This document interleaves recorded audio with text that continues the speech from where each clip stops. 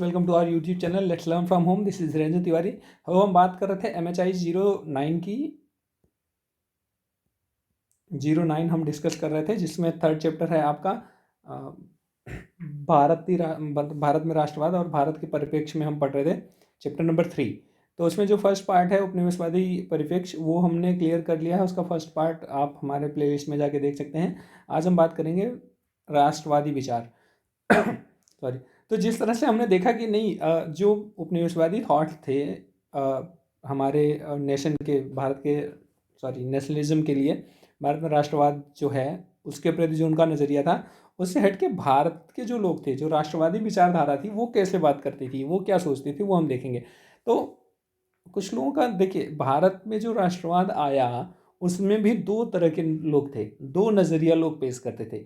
एक तो वो लोग थे जिन्होंने मतलब आप प्लीज़ इसको समझिए कि एक तो वो लोग थे जो ये बताने की कोशिश कर रहे थे कि भारत में राष्ट्रवाद का विचार तब आया जब उपनिवेशवादी विचारकों ने अपने विचार रखे, या भारत में अंग्रेज आए तो उनके क्या कह सकते हो आप कि उनके बदले की जो भावना होती है कि वो यहाँ पर आए शासन करने लगे, तो उनके खिलाफ हम जब अपना रिएक्शन देना शुरू किए, उनके खिलाफ जब हम एकजुट होना शुरू किए, तब जाके राष्ट्रवाद की भावना हमारे अंदर विकसित हुई।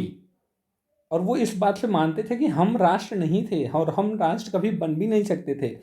वो तो अंग्रेज आए तो उन लोगों ने हम पर जब अत्याचार करना शुरू किया, हम मतलब एक्सप्लॉयटेशन करना शुरू किया, तब हम एकजुट होने की कोशिश करने लगे ताकि हम उनसे बदला ले सके। यहाँ दिखाने की बात की जा रही है कि राष्ट्रीय आंदोलन के शुरुआती दिनों में उदार राष्ट्रवाद आमतौर पर सोचते थे कि स्वतंत्रता की यह भावना प्राथमिक तौर पर पश्चिम प्रभावों के चलते उभरी थी।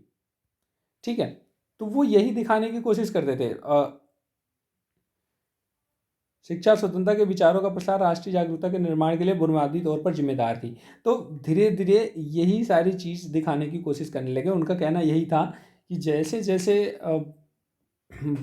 जो अंग्रेज थे हम पर शासन करना शुरू किए, उनकी पकड़ मजबूत होती गई, हमारी भी जो मतलब उनके खिलाफ जो हमारी भावनाएं थी वो बढ़ती चली गई, और वो धीरे धीरे कहीं ना कहीं एक राष्ट्रवाद के रूप में सामने आने लगी। ठीक है, वही दिखाने की वो कोशिश कर रहे थे। पहले नज़रिए जो हम अभी बात कर रहे थे, देखिए यहाँ पे लिखा हुआ है, पश्चिमी विचारकों के प्रचार के कारण भारत में विक्षोभ की पैदाइश ने अंग्रेजी शिक्षित मध्यम वर्ग को राष्ट्रवादी चेतना जागृत करने के लिए तैयार किया। आप प्लीज़ इसकी वर्डिंग पता नहीं किसने ये हिंदी टाइप किया है, इसमें बहुत सारे मिस्टेक्स हैं, तो आप इस पर ध्यान मत दीजिएगा। जैसे कि देखिए, शिक्षित ये गलत लिखा हुआ है, पैदाइश ये गलत लिखा है, तो श को इन्होंने जो ये सलजम वाला स वो कर दिए हैं, बड़े श को खटोकोर वाला स बना दिया गया है यहाँ पे। ठीक है, तो आज़ादी और स्वतंत्रता को मजबूत करने के लिए उनकी इच्छा ने उनकी देशभक्ति के एहसास को मजबूत किया, यही दिखाने की कोशिश वो कर रहे हैं। जैसे कि विश्वेश्वर प्रसाद ने कहा है, उन्होंने कहा था कि स्वतंत्रता को खोने और विदेशी के वर्चस्व के भय ने लोगों के दिलों में विक्षोभ पैदा किया। तो जैसे कि मैंने बताया कि जो पहले तरह के लोग थे, मतलब मैंने दो नज़रिया बताया, तो पहले नज़रिए के जो विचारक थे, राष्ट्रवादी विचारक, उनका मानना था कि भारत में वाकई में जो अंग्रेज कह रहे थे कि भारत अलग अलग लोग हैं, अलग अलग धर्म के लोग हैं, अलग अलग संप्रदाय, मतलब एक नहीं हो सकते, वो ठीक है, नहीं हो सकते, वो उनका कहना सही था। बट हमारे अंदर अगर राष्ट्रवाद की भावना आई, वो जो कहते थे कि कभी नहीं आ सकती, वो गलत था। हमारे अंदर भी आई, लेकिन आई कैसे? वो अंग्रेज़ों की वजह से ही आई, क्योंकि अंग्रेज़ हमारे मतलब हमें एक्सप्लॉइट करते गए, और हम उनके खिलाफ जो बदले की भावना थी उससे हम एकजुट होना शुरू कर दिए, और धीरे धीरे हम एकता हमारे अंदर आ गई, राष्ट्रवाद की भावना आ गई। और वो कैसे पता चला? पता ये चला कि धीरे जो अलग अलग जगह पे आंदोलन होने लगे, कभी यहाँ आंदोलन होते थे, कभी अहमदाबाद में होते थे, कभी चंपारण में होते थे, तो खेड़ा में होते थे, साउथ में होते थे, बंगाल में होते थे। तो इतने सारे आंदोलन हो रहे थे, और हम एकजुटता की निशानी हमें कब दिखी? जब 1857 की महान क्रांति हुई, जो विद्रोह हुआ, महान विद्रोह हम कह सकते हैं उसे। तो वो जो हुआ, तो वो दिखाने लगा कि हम किस तरह से यूनाइट हो रहे थे, और उसका सबसे बड़ा रीज़न क्या था? क्योंकि अंग्रेज हम पर शासन कर रहे थे। अब हम उसके बाद कह रहे थे कि इसके भी आगे बाद के अतिवादी दौर पर राष्ट्रीय आंदोलन में जिन्होंने बताया है, आरजी प्रधान, बी प्रसाद, आरसी मजूमदार और लाजपत राय जैसे लेखक थे, वो यही बताने की कोशिश कर रहे थे कि सॉरी, ये सारी चीज़ें जो आ रही हैं, बेहतर विचार और स्वतंत्रता की ज़्यादा महान भावना या ज़्यादा साहस और लगन वाले बेहतर नेता, मजबूत देशभक्ति और कष्ट सहने और बलिदान देने की ज़्यादा क्षमता रखने वालों के नतीजे के तौर पर सामने आया। ठीक है, तो आप ये समझिए कि ये जो पहली चीज़, जो पहली तरह के लोग थे वो ये समझते थे। आधुनिक समय में बहुत सारे राष्ट्रवादी चिंतक और राष्ट्रवादी इतिहासकार भारत को एक निर्मित राष्ट्र के तौर पर नहीं मानते। जैसे हम बात कर रहे हैं कि वो आज भी नहीं मानते, वो ये कहते हैं कि भारत अभी भी मतलब एक राष्ट्रवादी, आप राष्ट्रवाद की बात करो या उस समय करो जो वहाँ की बात हो रही है,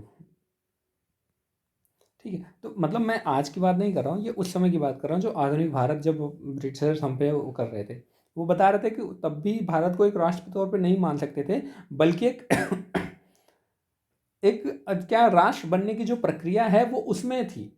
भारत का जो राष्ट्रवाद था वो भारत एक राष्ट्र बनने की प्रक्रिया में था। वो कहते थे कि जो आंदोलन हो रहे हैं, राष्ट्रवादी आंदोलन हो रहे हैं, वो अलग अलग जगह जगह के जो लोग हैं, जीवन है, उनके शिकायतों को समझना और उन सबको यूनाइट करना, वो सारी चीज़ें चली आ रही थी। तो अगर ये समझा जाए कि नहीं, हम एक विकसित राष्ट्रवाद हो गए थे या विकसित राष्ट्र के रूप में हम आ गए थे, तो ऐसा नहीं हुआ था। वो ये कहते हैं कि वहाँ केवल बंगाली, हिंदुस्तानी, मराठा, सिख आदि थे, लेकिन 19वीं सदी के शुरुआत में कोई भारतीय नहीं था। ये ऑब्वियसली बात है। आप देखो ना, कहाँ पे जब 19वीं सदी की शुरुआत हो रहा था, 1857 की बात हो रही थी, आप 1857 की क्रांति में देखो, अलग अलग तरह के लोग शामिल हो रहे थे और वो अपनी तरह से शामिल हो रहे थे, वो भारत के लिए फाइट नहीं कर रहे थे एक्चुअल में, अगर देखा जाए तो। मतलब आप, हो सकता है एक्चुअली मैं भी नेशनलिस्ट हूँ, मुझे भी अपने राष्ट्र प्यार है, पर आप हिस्ट्री को समझो। आप देखो कि साउथ के लोगों ने तो पार्ट ही नहीं लिया था, केवल ये उत्तर भारत का आंदोलन बन के रह गया था। तो यहाँ भी अलग अलग चीज़ें हो रही थी, तो इसलिए वो कह रहे थे कि ऐसा नहीं था।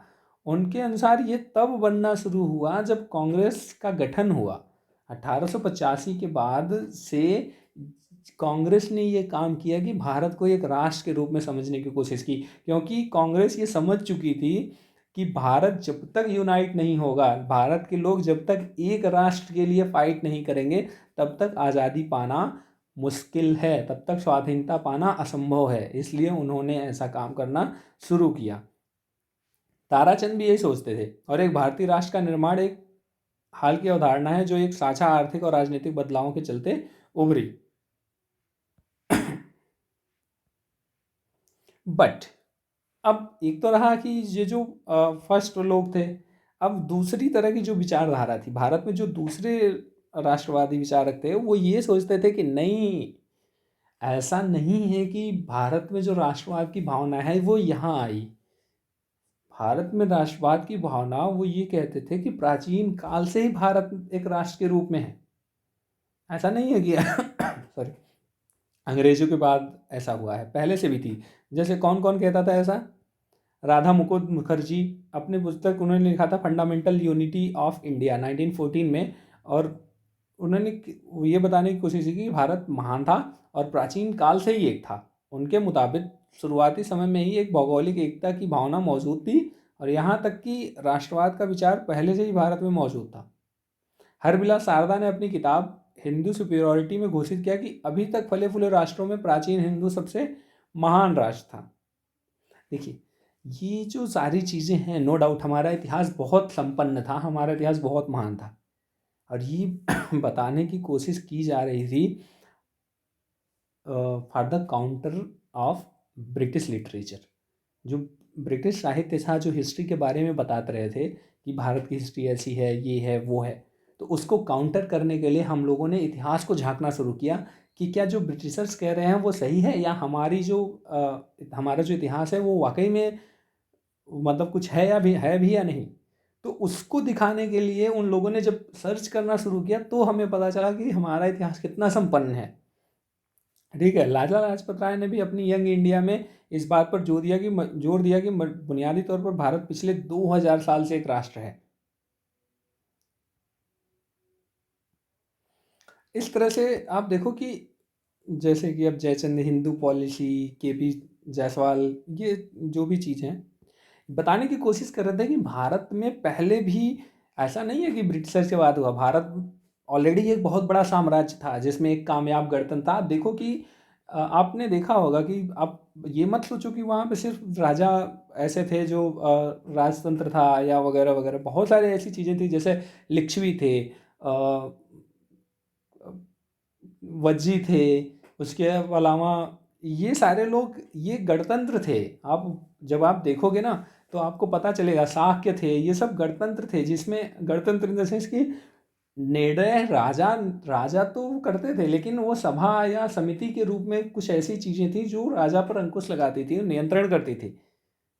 तो ऐसा नहीं था कि सिर्फ कोई साम्राज्य ऐसे खड़ा हो गया कि ठीक है निरंकुश राजा ही रहे हों। भारत में वो सारी चीज़ें थीं जो एक राष्ट्र के रूप में होनी चाहिए। लॉ थे, लॉ के ऊपर कोई नहीं था तो कानून सबके लिए बराबर होता था। तो ये सारी चीज़ें चल रही थी और उन्होंने मतलब लोगों ने, जो भारत के इतिहासकार थे वो ये दिखाने की कोशिश कर रहे थे। दूसरी तरफ रविन्द्रनाथ टैगोर ने भी दिखाने की कोशिश की कि भारत एक ऐसी सभ्यता है जहाँ पर कोई भी विदेशी भारत में आके रहता था और भारत में ही घुल मिल जाता था। उन्होंने बताया कि ग्रीक, शक, हूण, तुर्क, फारसी, अफगानी जो भी लोग आए भारत में रह गए और भारत की संस्कृति में ही घुल गए और इसी को समृद्ध करने का काम किया। ठीक है, तो ये बताने की कोशिश कर रहे थे अगर ऐसा नहीं होता, भारत एक राष्ट्र नहीं था, भारत एक भारत नहीं था, तो फिर ऐसा क्यों हो रहा था। ठीक है, तो वो यही बताने की कोशिश कर रहे थे कि भारत एक भू इकाई नहीं था बल्कि एक व्यापक सभ्यता थी, संस्कृति थी, इसका अपना एक कल्चर था। और इसी में ये सारी चीज़ें थी, इसको पढ़ने की क्या ज़रूरत। तो फिर आप अगर आप चाहें तो बिल्कुल पढ़ सकते हैं। इसी तरह से गांधी जी ने भी दिखाने की कोशिश की कि भारत का इतिहास उन्होंने पढ़ा और बताया कि फिर भारत कैसा होगा। सुभाष चंद्र बोस ने अपनी किताब जो इंडियन स्ट्रगल है उसमें उन्होंने लिखा था कि कितनी भी विविधताएं हों भारत में, लेकिन वाकई में भारत की बुनियादी एकता थी। अगर हमारे अंदर वो बुनियादी एकता नहीं होती तो हम कहीं भी यूनाइट नहीं हो पाते, कभी भी यूनाइट नहीं हो पाते। और ये सच है, अगर आप देखो, अगर आपके अंदर एकता की भावना नहीं है या आप उस चीज़ को महसूस नहीं करते हैं तो फिर कुछ कोई भी हो जाए वो चीज़ नहीं हो सकती थी, वो जो हमने बाद में अचीव किया। ठीक है, जवाहरलाल नेहरू ने भी अनेकता में एकता की बात कही। हम कहते हैं अनेकता में एकता, क्यों कहते हैं आप देखो, मैं बस उदाहरण बता रहा हूँ। श्रीलंका में तमिल और सिंघली सिर्फ 2 ही लोग रहते हैं, उसके बाद भी वहाँ पे एलटीटी ने लिट्टे, जिसको आप प्रभाकरन नाम सुना होगा, कि कितना मतलब कितना बवाल हुआ था, गृह युद्ध कितना चला था। क्यूबा में अभी अभी मैं हाल की बात बताऊँ, रोहिंग्या मुस्लिम्स और म्यांमार में क्या हो रहा है। ऐसा नहीं है, उइगर मुस्लिम्स के साथ चीन में क्या हो रहा है। पाकिस्तान देख लीजिए, आपके बगल में है। अगर भारत में आप कहते हैं कि भारत स्ट्रगल करता है, भारत में अलग अलग जाति के लोग हैं, यहाँ हिंदू हैं, मुस्लिम्स को डरना चाहिए, या मतलब जो चीज़ें आप आजकल देख रहे हैं कि लोगों में घृणा की भावना बढ़ रही है,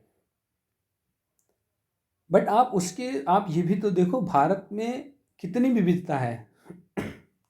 उसके बाद भी हम लड़ते हैं, लेकिन हम बाद में एक राष्ट्र हैं।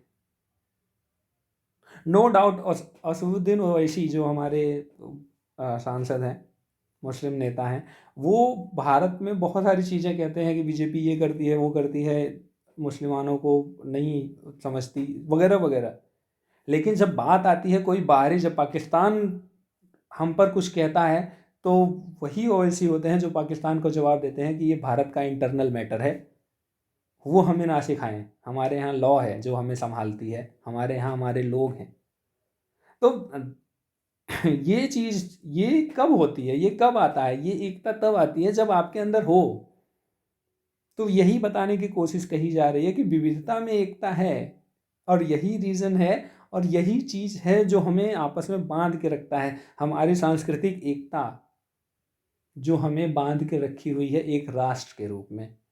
तो राष्ट्रवादी जो है वो यही बताने की कोशिश कर रहे थे।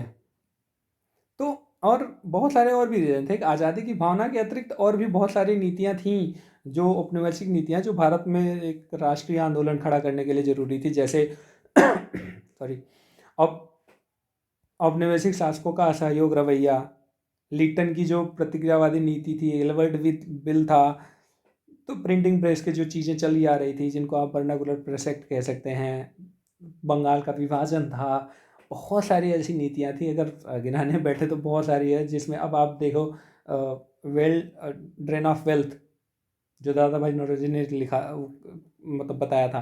तो ये सारी चीज़ें ऐसी थी जो कहीं ना कहीं अंग्रेज़ों के खिलाफ हमें खड़ी कर रही थी और हमें उनके खिलाफ खुद उनके खिलाफ कर रहे थे, जिससे हमारे अंदर उनके प्रति करवाहट भर रही थी और हम यूनाइट हो रहे थे। और आर्थिक कारण भी बहुत सारे थे। ऊंचे लगान मतलब टैक्स ज़्यादा था, फिर शोषण किया जा रहा था, ज़बरदस्ती नील की खेती कराई जा रही थी, बहुत सारी ऐसी चीज़ें थी जो हमें क्या कह सकते हैं कि उनके खिलाफ कर रही थी। तो ये सारी चीज़ें भी राष्ट्रीय आंदोलन में या राष्ट्रीय चेतना जगाने में कामयाब रहीं, या एक इम्पॉर्टेंट फैक्टर के रूप में काम कर रही थी। तो उनके अलावा ये सारी चीज़ें भी थी। तो यही चीज़ थी। और भारतीय जो इतिहासकार थे उन्होंने ये बताने की कोशिश की कि साम्राज्यवादी शासन और पूरे भारतीयों के बीच जारी अंतर्विरोध को भी चिन्हित किया। उनका कहना था कि ये जो हमारे अंदर जो वर्ग, जाति, भाषा, क्षेत्र, ये जो विविधताएं थी, जो अंतर्विरोध था, वो सब साम्राज्यवादी विरोधी जो हमारा मोर्चा था या हमारी जो भावना थी, उसमें ये जो स्थानीय या हमारे आपस के जो मतभेद थे वो कहीं ना कहीं छिप गए। ये जो राष्ट्रीय आंदोलन था ये सभी वर्गों का आंदोलन था, कभी भी ये आपस की बात नहीं थी। वह उसमें किसान शामिल हो रहे थे, उसमें आदिवासी शामिल हो रहे थे, उसमें एलीट क्लास शामिल हो रहे थे, इसमें पढ़े लिखे लोग शामिल हो रहे थे, शहरों के, गाँवों के, अमीर गरीब सब शामिल हो रहे थे। और उसका सबसे बड़ा क्रेडिट जाता है कांग्रेस को। जो कांग्रेस के एक बहुत अच्छे नेता थे पट्टाभी सीतारमैया, उन्होंने बोला था कि उस समय कांग्रेस एक ऐसा राष्ट्रीय संगठन था जिसने ब्रिटिश भारत और भारत के बीच एक प्रदेश, दूसरे प्रदेश, वर्गों और लोगों, मतलब इन सब के बीच में कोई अंतर नहीं रहने दिया। उन कांग्रेस ने सबको यूनाइट किया और फिर हम राष्ट्रीय एकता की बात करने लगे। तो इस तरह से जो राष्ट्रवादी इतिहासकार थे उनकी सोच ये थी जो हमने देखा। अब हम बात करेंगे कि मार्क्सवादी नज़रिया क्या था। मार्क्सिस्ट जो व्यू था भारतीय राष्ट्रवाद को लेके वो कैसा था। देखिए जो मार्क्सिस्ट व्यू था, चूँकि चैप्टर बहुत लंबा हो रहा है तो हम इसको शॉर्ट में ख़त्म करेंगे और आप समझ जाएंगे। देखिए मार्क्सिस्ट व्यू क्या था, वो ये समझने की कोशिश कीजिए कि उन्होंने जो हमारा औपनिवेशिक विचार था उसे और जो हमारा इंडियन जो थॉट्स था उन दोनों को क्रिटिसाइज़ किया। उनका उन्होंने कहा कि हाँ ठीक है, औपनिवेशिक जो चीज़ें थी वो तो थी ही, लेकिन जो इंडियन थी वो दोनों बिल्कुल अलग अलग चीज़ें थी।